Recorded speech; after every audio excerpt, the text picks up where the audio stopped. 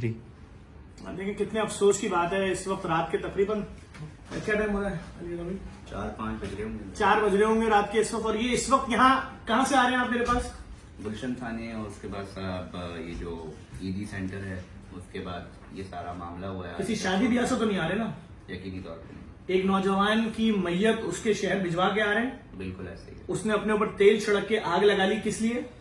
مہنگائی، پیسے نہیں ہیں اس کے پاس. بچے کیا مانگ رہے تھے اس کے؟ صرف یہ مانگ رہے تھے آٹا لینا ہے، چینی خریدنی ہے. بھائی پیسے بھیج دو.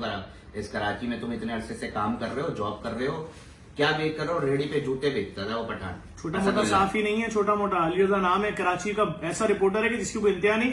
انہوں نے مجھے فون کیا ابھی 4 بجے رات میں، ظفر بھائی کہاں پر ہے؟ میں نے کہا میں اس وقت فلاں جگہ موجود ہوں. انہوں نے کہا اپنے آفس پہنچے، میں یہاں پر کھڑا ہوا ہوں. میں نے کہا میں وہاں آ جاتا ہوں. کہہ رہے نہیں، میت روانہ ہو چکی ہے.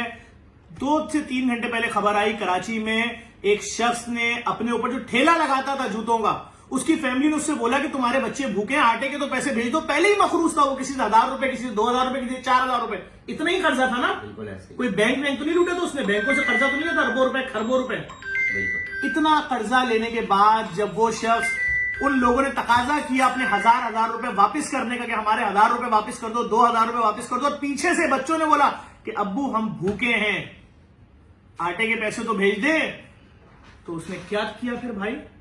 یقینی طور پہ جب اتنے پریشرائز آتے ہیں تو کوئی بھی عام آدمی جو کہ اس طرح کے مسائل کا سامنا کر رہا ہے، وہ ایک طرف اپنی سروائیول کی جنگ لڑ رہا ہے، وہ اس کا اپنا سروائیول ممکن نہیں بن پا رہا. اس کے لیے وہ 1000-2000 روپے روزانہ کی بنیاد پہ لے رہا ہے. اس نے کچھ نہیں کیا، تیل چھڑکا اپنے اوپر اور آگ لگا لی.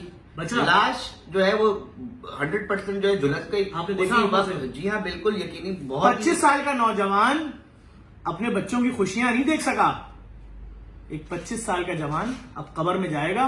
حکمرانوں کے لیے بہت بڑا سوالیہ نشان ہے. میں اپنی اتنی ویڈیوز میں بول چکا ہوں کہ خدا کے واسطے مہنگائی کا سوچیں. وہ نوجوان جس کی تنخواہ 30,000 40,000 50,000 روپے تھی، جو مہینے میں 8,000 کا پیٹرول بائک میں ڈلواتا تھا، اب 16,000 روپے کا پیٹرول اگر بائک میں ڈلوا لے گا تو اس کے گھر کا راشن کیسے آئے گا؟ 2 سال کے اندر چینی 3 گنا پہ پہنچنے والی ہے. آٹا 2 گنا سے اوپر نکل گیا. 300 روپے والا 10 کلو کا بورا 850 روپے کلو پہ جا چکا ہے. گھی کا ڈبہ جو 2,500 کا آتا تھا اب 5,000 کا ہے. کوئی سنی نہیں تھا اس بات کو. آپ کہتے ہیں کہ پڑوسی ملک دیکھو، پڑوسی ملک دیکھو. کیا دیکھیں؟ وہاں پر تو مہنگائی نہیں ہے. دنیا میں آپ آ گئے تیسرے نمبر پہ مہنگائی میں. تو بھائی خدا کے واسطے میں حیرت میں ہوں کہ لوگ اپنے گھروں میں پہلے 1 وقت کا کھانا چھوڑ چکے تھے، اب کیا 2 وقت کا چھوڑ دیں گے؟ 26 مقامات پہ تو کراچی میں صرف ہم کھانا کھلا رہے ہیں، اور پتہ نہیں کتنے ہزاروں لوگ کھانا کھلا رہے ہیں. پاکستان میں، ہم لاہور میں، اسلام آباد میں، جہاں ہم کھلا رہے ہیں ہماری کوئی اوقات نہیں. ہزاروں لاکھوں پاکستانی کھلا رہے ہیں. لیکن آخر یہ کب تک چلے گا؟ کیا آپ چاہ رہے ہیں ایک مڈل کلاس آدمی بھی اب روڈوں پہ آئے؟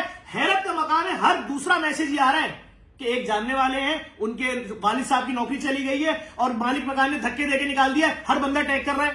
اور 1,000 میسج ہیں انسٹاگرام پہ، فیس بک پہ، واٹس ایپ پہ، جو بھی سوشل میڈیا کی سروس ہے. ایک ہی میسج ٹیگ ہو رہا ہے ہمیں کہ کیا آپ کو نظر نہیں آ رہا؟ اندھے ہو گئے؟ 2 بار ٹیگ کر دیا، 3 بار ٹیگ کر دیا، 100 بار میسج کر چکی ہوں. لوگ مصیبت میں ہیں. خدا کے واسطے حکمرانوں کو بتائیں، لوگوں کا بیڑا غرق ہو گیا. کیا انتظار کر رہے ہیں کہ دنیا کی سب سے بڑی مصیبت دیکھیں گے یہاں پر؟ میں آپ سے پھر اپیل کروں گا، یہ بیٹھا ہوا صحافی میں جھوٹ بول رہا ہوں؟ بالکل ایسی صورتحال ہے. آپ بولتے ہیں کہ بازاروں میں رش ہے. ارے بھائی ہوں گے وہ آپ کے لوگ جن کے پاس پیسہ ہوگا یا جو حرام کما رہے ہوں گے.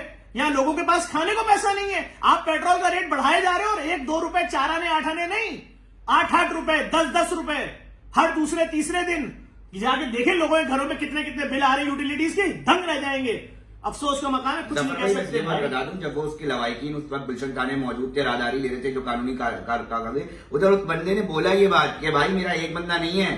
خدا کے واسطے اس نے ہاتھ جوڑا اس طرح میرے سامنے کہ اگر میری بات وزیر اعظم صاحب تک پہنچا سکتے تو خدا کے لیے پہنچا دو کہ اس مہنگائی میں یہ ایک بندہ نہیں مرا، یہ آگے جا کے پتہ نہیں کتنے لوگ اور مریں گے. بھائی میں تو ایک بات پوچھ رہا ہوں، جو وزیر منتخب ہوئے ہیں غریب علاقوں سے، شہروں سے، کیا ان کو بھی نظر نہیں آ رہا؟ بس میں آخری ایک درخواست ضرور کروں گا کہ وزیر اعظم صاحب، مجھے نہیں معلوم کہ آپ کے مشیر کون ہیں، وہ کیا باتیں آپ کو بتاتے ہیں، مگر زمینی حقائق بہت زیادہ مختلف ہیں. یہ سماجی رہنما بھی آپ کو بتا رہے ہیں، صحافتی لوگ جن سے وابستہ ہے، جو ہمارا روزانہ کا واسطہ رہتا ہے ایسے لوگوں سے. میں جی ٹی وی نیوز میں ہوں، 24 نیوز میں، اس سے پہلے 7 نیوز میں. پھر میں آپ سے گزارش کروں گا دیکھنے والوں سے اس ویڈیو کو لازمی شیئر کریں، شاید کسی ایسے شخص تک پہنچ جائے جن کو مڈل کلاس طبقے کی مصیبت، اذیت نظر آ جائے. کیوں لوگ اپنے آپ لوگ منہ چھپاتے پھر رہے ہیں جن سے قرضے لیے تھے. نہیں ہے لوگوں کے حالات. آپ نے کیا تنخواہیں ڈبل ٹرپل کر دی ہیں جو آپ کہہ رہے ہیں دوسرے ملکوں میں بھی چیزیں مہنگی ہیں؟ آپ نے تو آدھے سے بھی کم کر دی ہیں. میں تو کراچی شہر میں ہوں جہاں کے لڑکے کے ڈومیسائل پہ اگر لفظ کراچی آ جائے نوکری نہیں دیتے. اس ویڈیو کو لازمی شیئر کریں, شاید کسی تک پہنچ جائے بھائی.